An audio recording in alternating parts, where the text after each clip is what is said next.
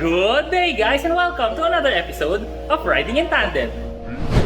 RIT, Riding in Tandem, RIT. With me, RM, at sa episode na to, ipapakita ko sa inyo ano nga ba ang ideal tint.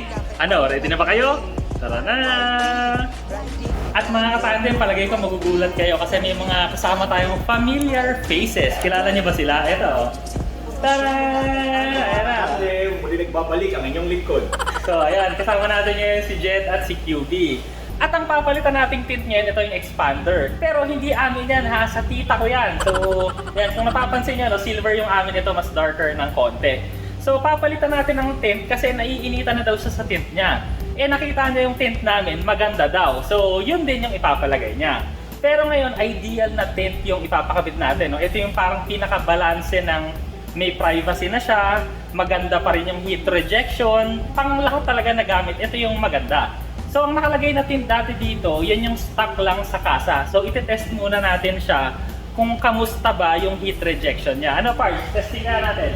So bago natin installan yung expander Vita Grace, gagamit muna tayo ng mga instrument natin para ma-measure natin yung current VLT ng current tint ng old tint niya na galing kasa. So ngayon, gagamit tayo ng dalawang instruments. Yan, tsaka ito. So ito, ginagamit namin ito para sa mga bintana at pang-measure din ng tint. Then, ito naman ang ginagamit namin para sa windshield. Nahati siya sa dalawa. Okay, game. Testing natin. So ito na, no? Testing muna natin itong tint sa windshield. So right now, ang VLT nito ay 61%. And ang IRR or infrared rejection niya ay 63%. So 61 tsaka 63. So halos ano no, Mas maliwanag pa siya sa light dark, kumbaga. Pero tingin ko ito kasi nasa 50 to, baka nag-fade na siya over okay. time. Sa bagay kasi luma na rin eh. Oo. Eh yung side niya parts, testing nga Yung natin. side niya, measure natin. So ang VLT nito right now is 21.2 at ang IRR niya ay 62.1%. Teka, ito.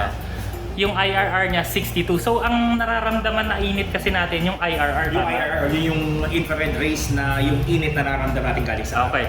Tapos yung VLT, yan yung liwanag. yung nakikita visual natin. light transmission, yan yung amount of light na nagka-pass through sa tint. So meaning, the higher yung value, the lower value yung VLT, mas darker yung tint, then higher value means much lighter siya. Okay. So lilinawin ko lang parts ha. So basically mga 60 yung nare-reject niya na init. So yung 40 yung nararamdaman. Oh, yes. So pwedeng i-test natin kung ano ikakabit natin ngayon. Sige, test natin. Okay. So ang ipapalagay pala sa expander na to na today is sa windshield is light dark with 35% VLT. Then dito naman sa front windows, ang ipapalagay niya is medium dark with 25% VLT. Then the rest sa second and third row tsaka sa tailgate ay 15% or which means yung dark natin na 15% VLT. Okay, so ipakita muna natin yung light parts. Okay. So yung light, so ito muna yung light, tetest natin siya. So ang VLT niya is nasa 38.3, UVR is 99.3, and yung IRR 99.3. So ibig sabihin nito parts, yung liwanag kasi na nakikita doon sa kabila 20, di ba?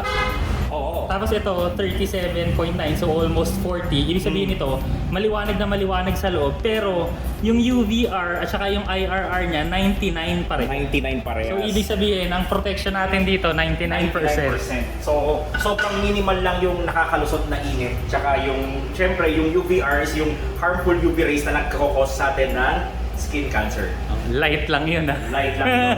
So ang kagandahan kasi ng ating Ceramax Ultimo series or Ultimo line ay kahit saang shade from clear to the darkest shade ay 99% ang IRR niya at ang UVR niya. Okay. So start na kaya natin parts. Sige. Ayan, papakita lang namin sa inyo to. So ito kasi pagkakatagalan na ng tinto, di ba parts? So nagpe-fade siya dito, tapos ito yun na lang yung natitira dun sa tint niya. Kasi tingin ko dati parang natanggal na, meron siyang visor dito, no, na nakakabit.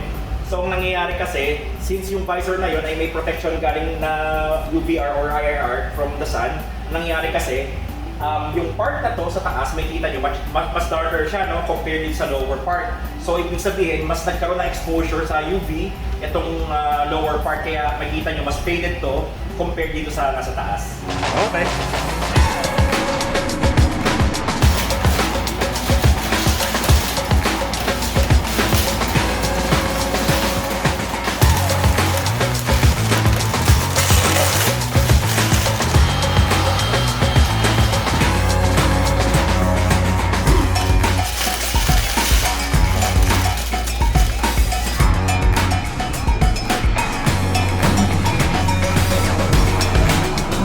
So ano ba yung difference nung nilagay sa amin na tent at saka ito yung tent? So firstly, ang nilagay kasi dun sa unahan namin ng medium kasi nga ang gusto namin yung privacy. Oo. Tapos yung gilid namin dark, tapos super dark yung mga likod. So ang advantage kasi nung sa amin, talagang pagka-privacy yung gusto mo, hindi ka kita sa loob. Oo. So ito, hindi ka pa rin masyadong kita sa loob, pero malakas pa rin yung heat rejection natin. Ang ilalagay natin dito sa unahan is light yung unahan, medium yung gilid sa first row, tapos lahat ng likod, dark naman. Dark naman, oo. Okay. So ang difference nun, well, in terms of heat rejection, wala silang difference. Kasi like what, katulad nung nabanggit ko kanina, from clear blue down to the darkest shade like yung ultra dark natin, na 5% ay 99% yung heat rejection, I mean IRR, tsaka yung UV rejection niya. So ang advantage lang nitong ideal tint na to, na setup sa expander na to, customer natin ngayon, mas kitang-kita siya, mas lighter siya from the inside. So ideal talaga siya sa mga provincial roads like dito sa Cavite, like yung owner ng expander natin ngayon ay taga Cavite. So alam mo naman natin sa Cavite parts, no, na konti lang yung mga street lights. Ang kagandahan nito, mas kitang-kita pa rin siya kahit stock na headlight, stock na fog light lang. So, nasa sa inyo naman kasi talaga yun kung ano yung gusto nyo. Pero yun nga, depende sa pinupuntahan mo rin madalas. Oo. Diba? Kung kunwari, parati ka sa city kasi marami namang street lights. Oo. At yung mga signages, diba? May mga liwanag kasi May mga yan. liwanag din yan. So, So yung ang gusto kasi natin dito is syempre ang pinaprioritize natin is yung safety ng car owner, lalo na pa nag-drive sa gabi. And gusto ko lang din i-discuss yung misconception na tinatanong sa atin palagi ng ating ng mga nag-i-inquire, ng mga customers na sabi sa akin, "Sir, meron po kayang tint na super dark na hindi ako kita from the outside pero parang walang tint sa loob." In a sense, parang ano kasi siya hindi siya possible kasi unang-una, ang visual light transmission natin, siya yung nagdidikta ng how much yung light na papasok sa loob ng kotse or sa loob ng tint. So, paano mo mapablock yung light kung hindi mo diniliman yung tint? Oo, tama. Oo, yun ang naroon natin. So, siguro, in the near future, hopefully magkaroon ng ganong tint. Oo. Pero as of now, ang promise lang natin talaga sa ceramic tint natin is yung clarity ng vision mo sa gabi. So, itatagdag ko lang niya, no?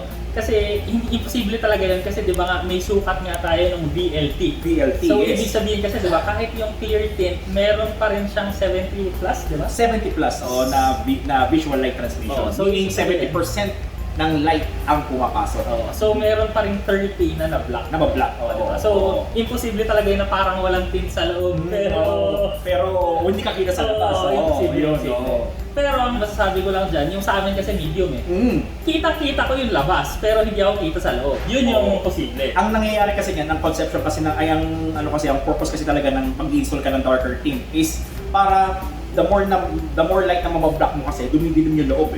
Ang nangyayari kasi, mas maliwanag sa labas, then yung loob ng sakyan mo is dumidilim. Okay. Yun ang nangyayari. Kaya hindi ka masyado nakikita sa loob.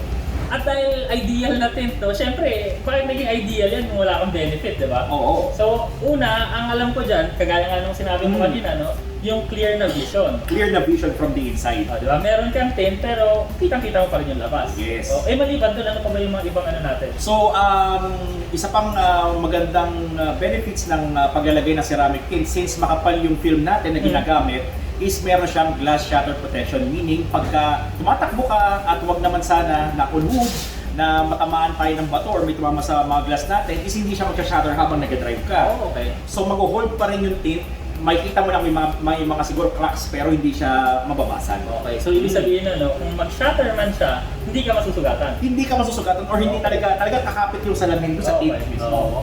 Okay. So safe yung balat mo, safe din yung mata mo. Oo. Safe ka rin. Safe ka pa rin. Safe tayo lahat. Oo, safe tayo lahat. Isa pang benefit ng pagkakabit ng ating ceramic tint is yung anti-glare. So, meaning, hindi ko naman sinasabi na walang glare. Okay. Pero nalilesen yung glare, that depends on the shade of the tint. No? Okay. So, kung mas lighter yung tint natin, let's say clear, Oo. mataas ang glare, no? Kasi clear Oo, nga eh. syempre. So, the more light, so yung VLT, pagka nag-lower yung percentage ng VLT, mas less yung glare natin. Okay. So, in real world situations, no, ganito kasi yan eh, no? Para ka lang nag-shades. Diba? Yes. Pag nag-shades ka, hindi ka masisilaw. Yun yung yung glare reduction oo. technology. Ang isa pang benefits and feature ng ating tint is yung RFID and cellular signal friendly. Okay. So meron kasi tayong mga tint, lalo na yung matataas ang metallic content na nagbo-block ng cellular signal and yung RFID. So ang nangyayari kasi nun, pagka mataas yung metallic content ng tint mo, pagka nag-read yung reader sa mga toll gate, nag-bounce lang siya na hindi Okay. nababasa yung RFID. Pero sa atin, clear blue, light dark, sure yan, tested. Okay. Lusot yan sa expressway. Ako naman, sa totoong paggamit, actually, nakakapag-cellphone pa rin ako sa loob. Nakaka-YouTube ako sa loob ng kotse, hindi ako nagkakaproblema sa signal. Then ang next is yung yun nga heat rejection natin up to 99%. Kasi tested na natin yan like dun sa video natin before Oo. na nakita naman natin, mineasure natin yung value nung walang tint, then mineasure natin yung value with tint na pag pinumpute natin is 99% talaga yung nare-reject niya na heat. At kung gusto nyo mapanood yung video na yon, maglalagay na lang kami ng link dito or hanapin nyo na lang Ceramax Philippines RIT. Type nyo lang yun sa YouTube, lalabas naman yan. And lastly, great value for money. Bakit? Kasi may mga tint ngayon na brand, ayaw ka na magbanggit ng brand. Wala kayong brand na.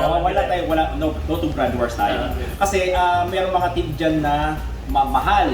Pero meron din tayo sa same warranty period. Pero sa atin, mura at abot kaya ang ating nano ceramic tint.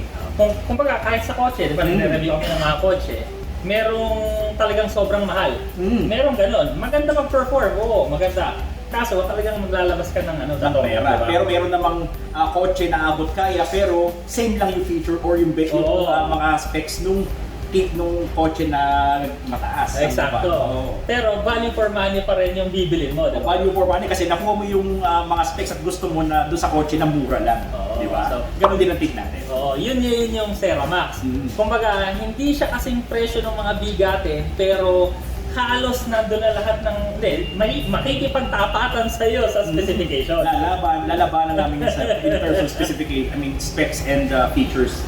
At saka ang masasabi ko lang din sa inyo, maipapatesting natin kasi yung kotse mo nakaganon din, di ba? Oo. So, kung gusto nyo rin makita yung kotse ko, nakaganon din. Medium ako sa unahan. Kasi itong sa tita ko, sa mga nakakilala sa tita ko, kay Dr. Suba, yan. Pwede nyo subukan din sa kanya. Pero mga after 3 days na, no? Oo, kasi after 3 days, kasi yun, bawal pang ibaba yung bintana natin for 3 days. Then bawal yung punasan yung ating tint from the inside for 24 hours. So, ibig sabihin, marami pa yun for 24 hours. Kaya, Tita Grace, pasensya na, marami muna yung salamin mo. Titis mo tayo ng isang araw. Then yung ating full cure nung tint natin kasi, ito explain ko rin sa mga customer, no? Kasi pagkagaling nila sa shop, nag-message sa amin, Sir, meron pong bubbles, baka po pwedeng pakiayos. So ito, explain lang namin, yun po ay water pockets or yung mga water na naiwan na hindi nahagod sa tint, which will cure naturally after 1 month minimum. Oo, pero ito na, based on personal experience ko pare, kasi syempre, iba-iba naman yan, depende kung saan sila paparada, di ba? Kung talagang depende tutok sa season. araw, O kung maulan, di ba? O mas matagal. or malamig, di ba? Pero ako, in my personal experience, kasi syempre, nagpalagay din ako, di ba? Syempre, So, akin after 4 days, ano na siya, halos wala na. Halos 4 wala days na, lang, oo. 4 days. Pero ano yun hindi ko kasi siya pinark dun sa garahe. So sa labas ko Sa siya labas, pinark. oo. Tapos naarawan talaga siya. Much better kasi pag ganun. So ina-advise din namin yung mga karamihan ng mga customers na at least ibilad na isang buong araw, 2 araw para sa bilis of curing period niya. Bale mga katandem, tapos na ngayon mag-tint, no? So kung nakikita nyo, napakaliwanag sa labas nito. So pakita lang natin ulit sa kanila itong unahan, no? Okay. Itong nasa unahan, ang nakalagay dito ay... Light dark, 35% VLT. Okay, so kitang-kita si QB, di ba? Tapos ang nakalagay naman dito sa gilid natin Ay 25, medium dark. medium dark, pero kitang-kita pa rin, di ba? So no problem tayo sa visibility dito, maliwanag. Di ba? Kitang-kita. Yun nga palang mga tint na pinakita ko sa inyo, hindi pa yan nalilinis ha, marumi pa yan. So kung lilinisan pa, mas maliwanag pa yan. Pagka gusto nilang magpalagay din ng ganitong tint, paano kanilang kukontakin? So, makokontak nyo kami sa Cerabax Philippines. Yung page namin is www.facebook.com/cerabaxcorp at ang aming phone number is 0969-366-0517. O yan, ilalagay na lang din namin dito sa baba. Pinahirapan ko pa rin. Anyway, yan ha. Ceramax, so ngayon i-compare natin sa susunod na video kasi yung sa amin niya kasi 'di ba medium yung unahan, ito light. So para makita niyo yung difference sa itsura. So kita-kita na lang tayo sa susunod na video. Maraming salamat sa panonood. Sana nag-enjoy kayo dito. O next video na. RIT, riding in tandem. RIT, riding in tandem. RIT, riding in tandem. Siksik na impormasyon mula kay RM at Elaine. RIT, riding in tandem. RIT, riding in tandem. RIT, riding in tandem. Siksik na impormasyon mula kay RM at Elaine. Suzuki, Jack, Maxus, Mazda, Ford Ranger, Raptor, Toyota at Honda, Wigo, Innova, Nissan, Terra, Isuzu, Mitsubishi at marami pang iba. O ang mga usapan tungkol sa sasakyan, ang